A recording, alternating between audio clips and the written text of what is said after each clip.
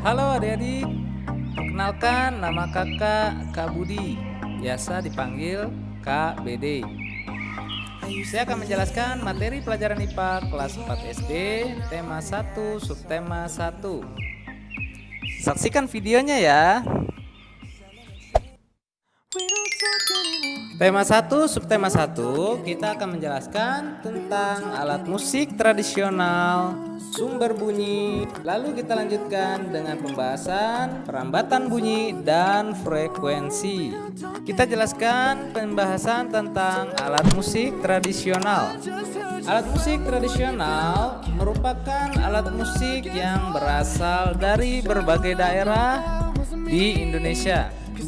Suatu hari Ibu Rumi mengadakan acara bermain musik untuk lebih mengenal kesenian. Kesenian tersebut berasal dari masing-masing daerah peserta pertukaran pelajar. Setiap siswa diminta untuk memainkan alat musik yang mereka pilih. Ganes memainkan cengceng, sedangkan Jaka memainkan kecapi dan suling. Indira memainkan tifa, Ucok memainkan gedumba, dan Sondang memainkan kolintang. Ibu Rumi sendiri memperkenalkan alat musik tanjidor. Oke, kita dapat mendengar bunyi dari alat musik. Alat musik akan mengeluarkan bunyi jika kita mainkan. Dalam keadaan diam, alat musik tidak mengeluarkan bunyi.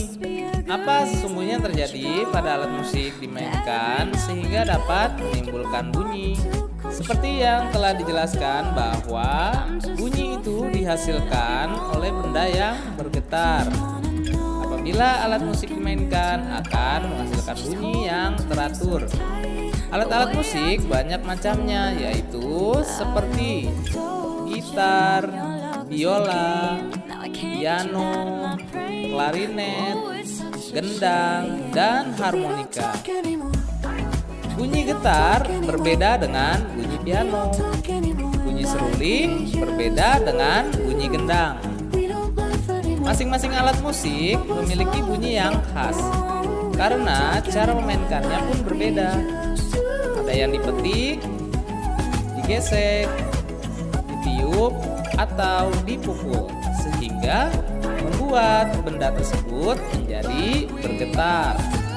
Berikut akan dijelaskan perubahan energi bunyi pada angklung, seruling, kecapi, dan tifa. Alat musik angklung.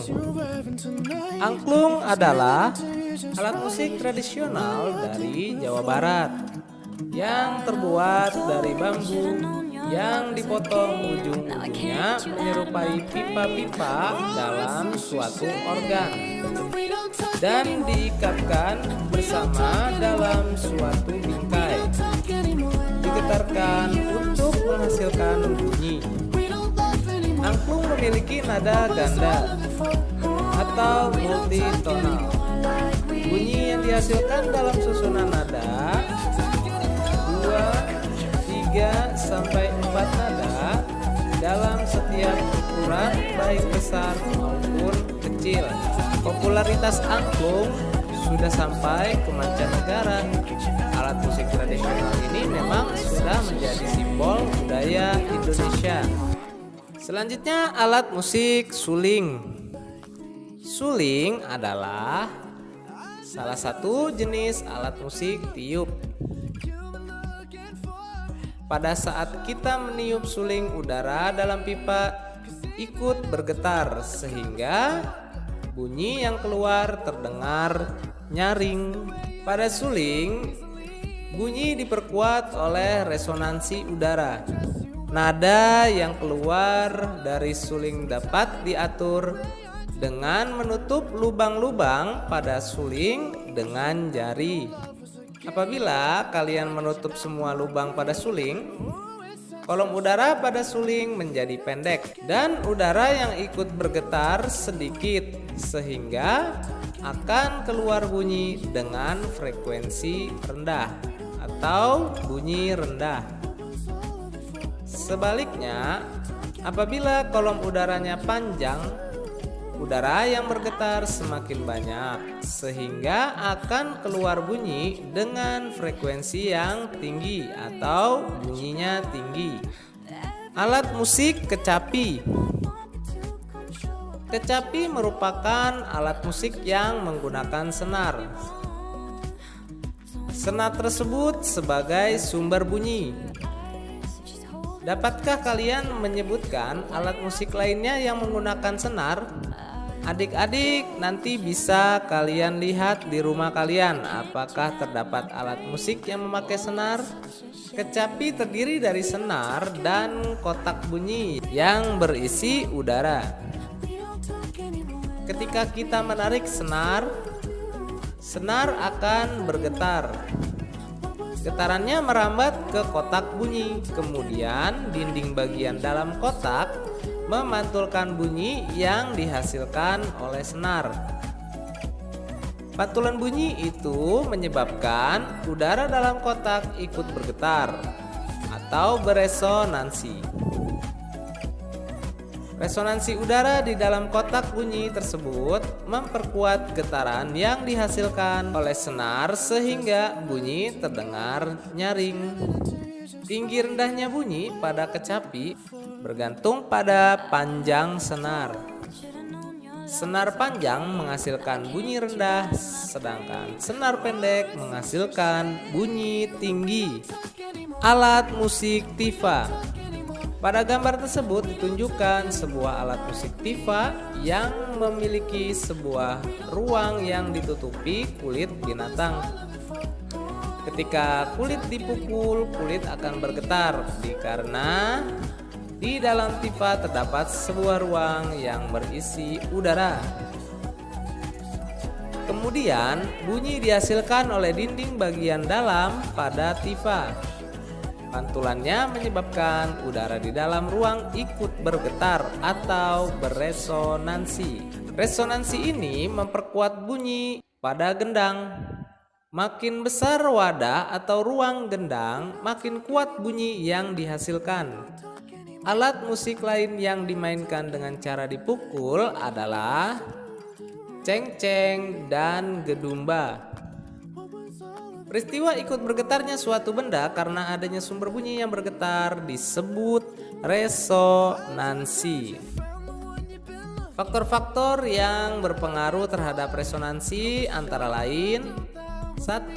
Ukuran ketebalan benda, 2. Kesamaan frekuensi, dan yang ketiga adalah jenis benda. Berdasarkan adanya perubahan energi tersebut, maka bunyi memiliki beberapa karakteristik, yaitu 1. Yaitu nada adalah bunyi yang frekuensinya teratur. Contohnya suara alat musik dan suara orang bernyanyi. 2. Desah. Desah adalah bunyi yang frekuensinya tidak teratur. Contohnya suara orang yang terengah-engah ketika habis berolahraga. Ketiga, warna bunyi adalah bunyi yang frekuensinya sama tetapi terdengar berbeda. Contohnya suara gitar dengan piano. 4. Dentum. Dentum adalah bunyi yang amplitudonya sangat besar dan terdengar mendadak. Contohnya suara petir dan suara ledakan bom. Oke, baik adik-adik, itu adalah beberapa alat musik tradisional di sekitar kita yang sudah kita bahas. Kita lanjutkan ke materi berikut, yaitu adalah sumber bunyi. Baik adik-adik, sebelum kita membahas tentang sumber bunyi, diamlah sejenak, kemudian dengarkan bunyi apa saja di sekitar kita. Kita mendengar bunyi radio atau bunyi kendaraan, ayam berkokok, dan banyak lagi bunyi-bunyian yang lain. Apabila kita diam di tengah perkotaan, suara bunyi begitu bising, ada yang enak didengar dan ada pula bunyi yang tidak enak didengar. Mengapa bunyi dapat kita dengar? Oke, kita dapat mendengar bunyi karena bunyi tersebut merambat dari sumbernya sampai ke telinga kita. Ada beberapa syarat bunyi yang dapat kita dengar, yaitu: 1. Ada sumber bunyi. Apa yang dimaksud dengan sumber bunyi? Sumber bunyi adalah benda atau alat yang dapat mengeluarkan bunyi. Banyak sumber bunyi yang terdapat di lingkungan kita, seperti radio, televisi, dan burung. Kedua, ada zat perantaranya. Bunyi merambat melalui zat cair, zat gas atau udara, dan zat padat. Kecepatan bunyi dalam merambat berbeda-beda tergantung zat perantaranya. Yang ketiga adalah alat pendengar atau penerima dalam keadaan normal atau sehat. Bunyi dapat terdengar jelas apabila alat pendengar atau bagian telinga kita tidak mengalami gangguan pendengaran. Selanjutnya yang keempat adalah jarak sumber bunyi. Jarak sumber bunyi berada di dalam jangkauan alat pendengar kita, yaitu telinga. Kita lanjutkan bagaimana bunyi dapat dihasilkan. Untuk membuktikan hal tersebut, lakukan kegiatan sebagai berikut. Kita bisa perhatikan pada gambar, runcingkanlah salah satu ujung batang korek api dan ujung lainnya, lalu disisipkan sehelai karton. Gesekkan ujung batang korek api yang runcing itu ke permukaan benda kasar, misalnya permukaan kayu. Apa yang kamu rasakan pada jari tangan yang memegang kertas? Ternyata kertas itu bergetar. Apakah terdengar suara dari kertas? Nah, jadi bunyi dihasilkan oleh benda yang bergetar. Untuk dapat sampai ke telinga kita, bunyi merambat melalui perapatan dan peregangan pada gelombang longitudinal. Bunyi gendang dihasilkan dari selaput kulit yang bergetar. Contoh lainnya adalah tamborin, beduk, drum, dan rebana. Sedangkan bunyi yang dihasilkan dari gitar, kecapi, dan biola dikarenakan adanya senar atau dawai yang bergetar. Ketika kita berbicara, aliran udara akan menggetarkan pita suara sehingga dihasilkan suara. Hal tersebut dapat kita buktikan dengan cara meraba tenggorokan kita saat bersuara. Apa yang kita rasakan? Ternyata tenggorokan kita terasa bergetar. Jadi, apakah getaran itu? Kita bisa lihat dengan melakukan percobaan pada gambar tersebut. Ambillah sebuah mistar plastik dan didekatkan di ujung meja.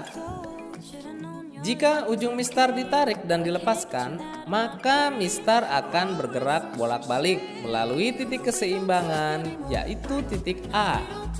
Jadi, benda tersebut bergetar jika bergerak bolak-balik secara teratur melalui titik keseimbangan. Titik keseimbangan adalah titik atau keadaan ketika benda tidak bergetar. Baik, kita lanjutkan. Sekarang kita akan membahas tentang perambatan bunyi dan frekuensi.